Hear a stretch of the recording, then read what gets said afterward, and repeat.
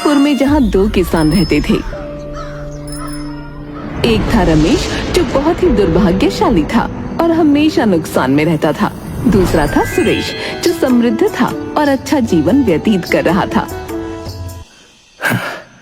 कितनी अच्छी फसल तैयार हो गई है, इसे अब हम कल काट लेंगे।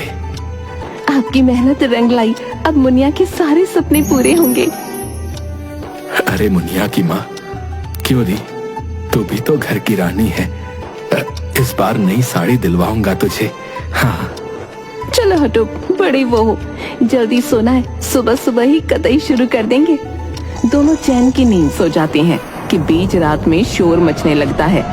अरे अरे हम सब बर्बाद हो गए भैया। अरे रमेश भैया, अरे जल्दी बाहर आओ। अरे देखो क्या जुल्म हो गया। हम सबकी खड़ी तैयार फसलों में आग लग गई भैया। रमेश का पड़ोसी सुरेश भी बाहर आता है और फिर वापस जाकर सो जाता है। अरे सुरेश को लगता है अपनी फसलों की जरा भी फिक्र नहीं है। इस बार सुरेश ने खेती कहाँ जोते हैं मुखिया जी, जो उसे फिक्र होगी। है क्या कहा, खेत नहीं जोते? फिर इतना पैसा कहाँ से लेके आता है ये? अरे वो तो बड़ा चावल का व्यापारी बन गया है, विलायती चावल बेचता है और वो भी कौड़ियों के दाम। उसे छोड़ो, अब ये सोच रहा हूं मैं कि अब मेरा क्या होगा। मेरे तो सारे सपने टूट गए। मुनिया की माँ, मुझे माफ कर देना, इस बार भी मैं तुम्हारी साड़ी ना ला पाऊंगा। और रोने लगता है। अगले दिन जले खेत के आगे रमेश अपनी पत्नी के साथ बैठा दुखी मन से बातें कर रहा है। हरी भाग्यवान, मैं कितनी भी मेहनत कर लूं, लेकिन भाग्य ने मुझसे मुंह मोड़ लिया है। खेत में फसल खराब हो ही जाती है। याद नहीं, पिछली बार मवेशी बीमार पड़ गए, उससे पहले बाढ़ आ गई और कर्जा बढ़ता ही जा रहा है।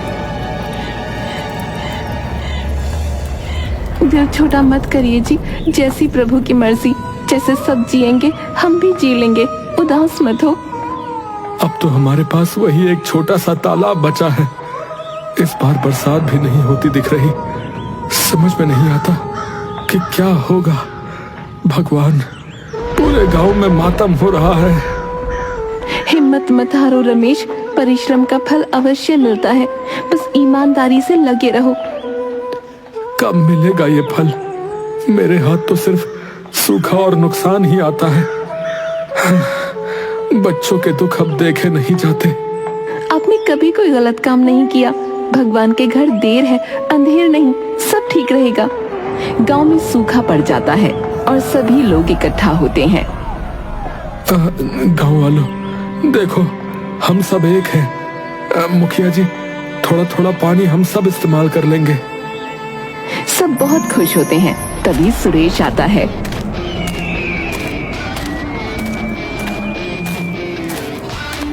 अरे रमेश रहा पागल का पागल है।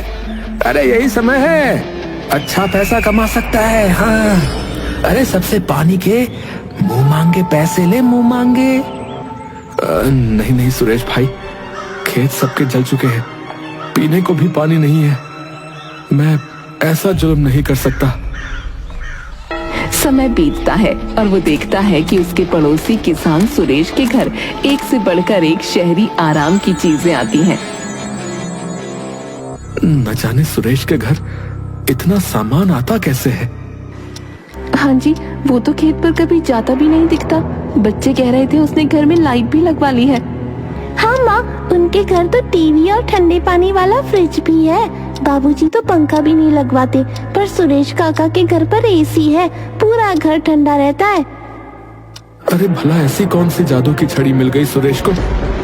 पूछता हूँ, अगर मुझे भी कुछ ऐसा मिल जाए तो बात बन जाए, पर मैं तो हूँ ही बदकिस्मत। क्यों कोसते रहते हो खुद को? बिना मेहनत के पैसे बेईमानी से आता है, समझे? बापू, आप ही मेरे लिए टीवी ले आइए ना। हाँ मेरी राजकुमारी, जरूर लाऊंगा। रमेश सोचता है कोई बात तो है, सुरेश के हाथ कौन सी जादू की छड़ी लग गई। वो जानता है कि पूरे गांव में केवल सुरेश ही चैन से है। वो सुरेश से मिलने जाता है। अरे रमेश भाई, बाहर क्यों खड़े हो? अरे अंदर आओ ना, ठंडा शरबत पिलवाता हूँ मित्र। अरे इतनी उदासी क्यों? क्या हुआ बताओ मुझे। सुरेश भाई, क्या बताऊं, जीवन से हार सा गया हूँ। मैं बहुत परेशान हूँ भाई। खेती में हमेशा नुकसान ही होता है। अब सोच रहा हूँ कि कुछ और काम करूं। हाँ भाई, कुछ दिन पहले मेरा भी यही हाल था। अगर खेती में घाटा हो रहा है तो कोई और काम भी आजमाओ भाई। और हाँ, अगर चाहो तो मेरी तरह तुम भी अमीर बन सकते हो। हाँ। कैसे? अरे एक तरीका है, लेकिन तुम्हें जो है ना थोड़ा सा, समझ रहे हो, चालाक बनना पड़ेगा। हाँ, मेरा एक शहरी दोस्त है जिसने चीन से डुप्लीकेट चावल और बंद गोभी बनाना सीखे। बिना खर्चे के बढ़िया मुनाफा होता है। हाँ, मैंने भी इस डुप्लीकेट गोभी और चावल का व्यापार शुरू किया है। इससे मैंने बहुत पैसे कमाए हैं। अगर तुम चाहो तो मैं तुम्हें यह तरीका सिखा सकता हूँ। हाँ। डुप्लीकेट? ये कैसे हो सकता है? देखो रमेश, नकली चावल बनाना कोई मुश्किल काम थोड़ी है। हाँ, अरे ये बस थोड़ी चालाकी की बात है बस। लेकिन ये किया कैसे जाता है? अरे कुछ नहीं। पहले प्लास्टिक लो और थोड़ा सा स्टार्च ले लो। फिर प्लास्टिक और स्टार्च को एक साथ पिघलाना होता है बस। फिर इसे चावल के दाने के आकार में ढालकर ठंडा कर लेते हैं। ऊपर से हल्की खुशबू और सफेद रंग मिलाने से ये बिल्कुल असली चावल जैसे दिखते हैं। इन्हें असली चावल में मिला देने से, बता रहा हूँ, कोई पहचान भी नहीं सकता, कोई नहीं। लेकिन ये तो लोगों की सेहत के लिए खतरनाक होगा ना? अरे भाई, खतरनाक? भारत में परवाह किसे है? किसे परवाह है? कुछ परवाह स्वास्थ्य की? अरे लोग स्वाद से खाते हैं और हमें पैसे मिलते हैं भैया। इसी से तो मैंने अपनी दौलत बनाई है। नहीं भाई, ये तो बेईमानी हुई। मैं ऐसा नहीं कर सकता। बेईमानी? अरे ये जमाना समझदारी का है। जो चालाकी से काम करता है ना, वही सफल होता है। हाँ भाई। रमेश ये सब सुनकर सोच में पड़ जाता है, लेकिन अंततः वो गलत रास्ते पर जाने से इनकार कर देता है। रमेश की बेटी बहुत बीमार पड़ जाती है। डॉक्टर कहता है कि तुरंत इलाज की जरूरत है, लेकिन रमेश के पास पैसे नहीं है। उसकी पत्नी रो रही है। रमेश, हमारी बेटी की जान खतरे में है, कुछ इंतजाम करो। मैं क्या करूं? मेरे पास पैसे नहीं है। अगर कहो तो मैं सुरेश का रास्ता अपना लेता हूं, लेकिन फिर मैं खुद को कभी भी अपना मुंह नहीं दिखा पाऊंगा। ये क्या कह रहे हो? ऐसा क्यों सुरेश भाई? वो लोगों की जान से खेलकर अपने लिए खुशी खरीद रहा है। मुनिया की माँ, तुम्हें पता है वो नकली चावल बेचता है। नकली चावल? भला नकली चावल कैसे होंगे? वो बता रहा था कि प्लास्टिक और स्टार्च को एक साथ पिघलाना होता है, फिर इसे चावल के दाने के आकार में ढाल देते हैं और फिर ठंडा कर लेते हैं। ऊपर से फिर हल्की खुशबू और सफेद रंग मिलाने से ये बिल्कुल असली चावल के जैसे दिखते हैं। इन्हें असली चावल में मिला देने से वो कह रहा था कि कोई पहचान ही नहीं सकता। हे राम, घोर कलयुग है जी।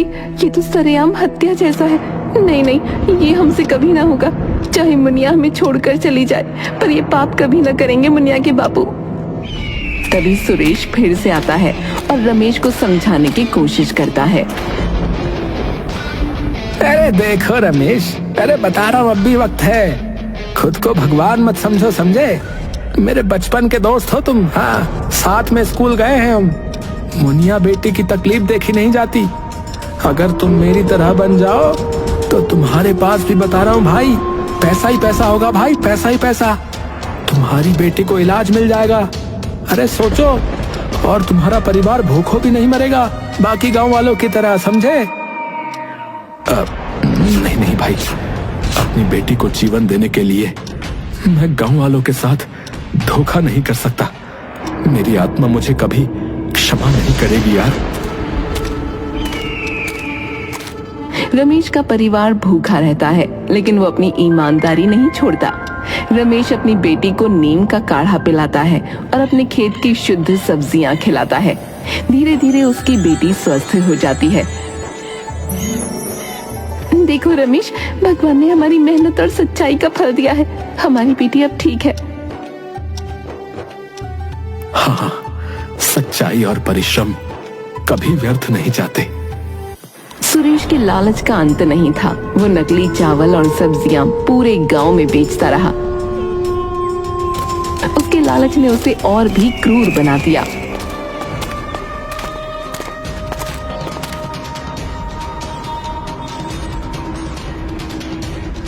उसने गांव वालों से भारी ब्याज पर पैसे उधार देना शुरू कर दिया और जब वे चुका नहीं पाते तो उनकी जमीन वो हड़प लेता। एक दिन गांव का एक गरीब किसान हरीराम उसकी दुकान पर मदद मांगने आया।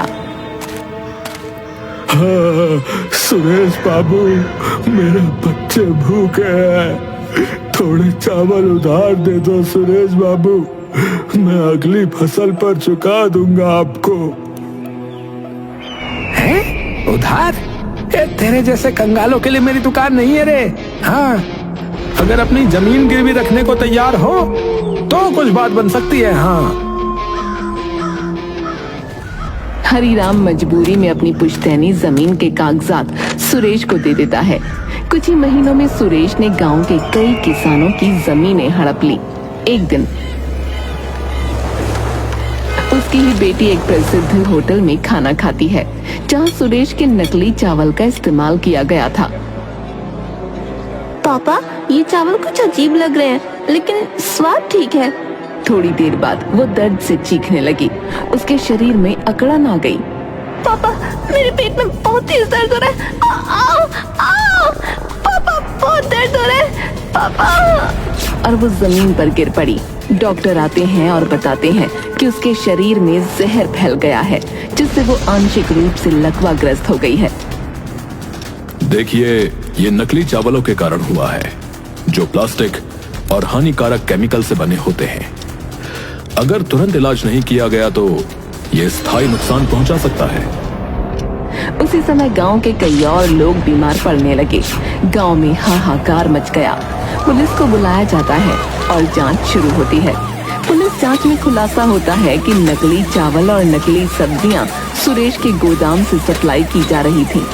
गांव वाले गुस्से में भर जाते हैं। अरे सुरेश, अरे तूने हमें जहर खिलाया, जहर। अरे रुक, तुझे इसकी सजा मिलेगी। मुझसे गलती हो गई। अरे मुझे माफ कर दो भाइयों, माफ कर दो।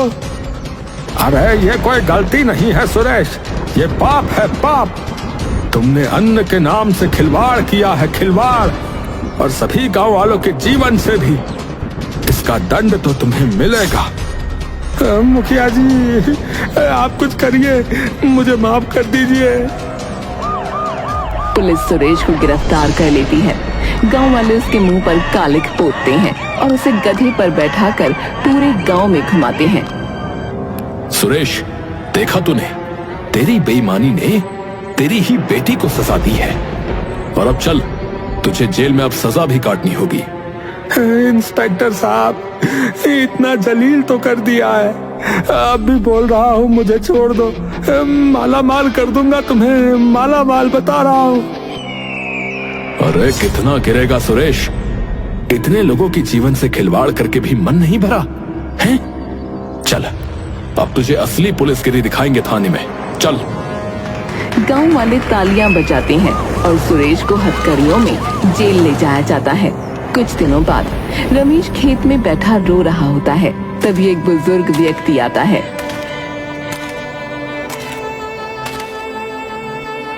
बेटा, क्यों रो रहे हो? बाबा, बाबा मेरी किस्मत ही खराब है। कुछ भी कर लूं, कुछ भी नहीं होता। मेहनत कभी बेकार नहीं जाती बेटा। तुम इस सूखे तालाब की मिट्टी अपने खेत में डालो और मेहनत करते रहो। दूसरी ओर रमेश और उसका परिवार मेहनत से खेतों में काम कर रहे थे। रमेश ने अपने सूखे तालाब से उपजाऊ मिट्टी निकालकर उसे अपने खेत में डालने का फैसला किया ताकि उसकी फसल अच्छी हो। एक दिन जब वो मिट्टी निकाल रहे थे तो वो थककर वहीं सो जाते हैं। सुबह जब वो जागते हैं तो देखते हैं कि दो नाग एक मिट्टी के ढेर के ऊपर कुंडली मार कर बैठे हैं। रमेश डर जाता है। हे भगवान, ये नाग देवता यहाँ कैसे आ गए? हाँ, भगवान का लाख लाख शुक्र है कि इसने काटा नहीं। हो ना हो, नाग देवता का यूं अचानक से कुंडली मार कर बैठना कोई तो संकेत है। लेकिन तभी उसे महसूस होता है कि ये कोई संकेत हो सकता है। वो और गहराई से खुदाई करने लगता है। कुछ देर बाद उसका फावड़ा एक धातु की चीज से टकराता है। वो जल्दी से मिट्टी हटाता है और देखता है कि वहाँ एक विशाल शिवलिंग और एक सोने का खजाना दबा हुआ है। हाँ, भगवान शंकर की कृपा, जय भोलेनाथ। ये है हमारी वर्षों की सत्यनिष्ठा और परिश्रम का इनाम। गांव वाले ये खबर सुनकर वहाँ इकट्ठा हो जाते हैं। रमेश निश्चय करता है कि इस स्थान पर एक भव्य शिवालय बनाएगा। मैंने कहा था ना, ईमानदारी और मेहनत का फल देर से ही सही पर अवश्य मिलता है। बेईमानी का अंत हमेशा बुरा ही होता है। ये परिश्रम और सत्यनिष्ठा का फल है जो मैंने धैर्य के साथ प्राप्त किया। बेईमानी का धन टिकता नहीं, लेकिन सच्ची मेहनत का फल अवश्य मिलता है। जय भोलेनाथ। रमेश अपने खजाने का उपयोग एक सुंदर मंदिर बनाने में करता है। वो अपने खेतों को और अधिक उपजाऊ बनाता है और गांव में नए कुएं और तालाब खुदवाता है। धीरे धीरे वो गांव का सबसे अमीर और प्रतिष्ठित व्यक्ति बन जाता है। अरे रमेश की ईमानदारी ने उसे भगवान का आशीर्वाद दिलाया भैया। अब देखना, हमारा गांव और ज्यादा समृद्ध होगा। हाँ। सुरेश जेल में अपनी करतूतों पर पछता रहा था, जबकि रमेश की ईमानदारी और मेहनत ने उसे गांव का सबसे सम्मानित व्यक्ति बना दिया। वो अपने परिवार के साथ खुशहाल जीवन जी रहा है। सुरेश जेल में सजा काट रहा है। गांव के लोग अब रमेश का सम्मान करते हैं।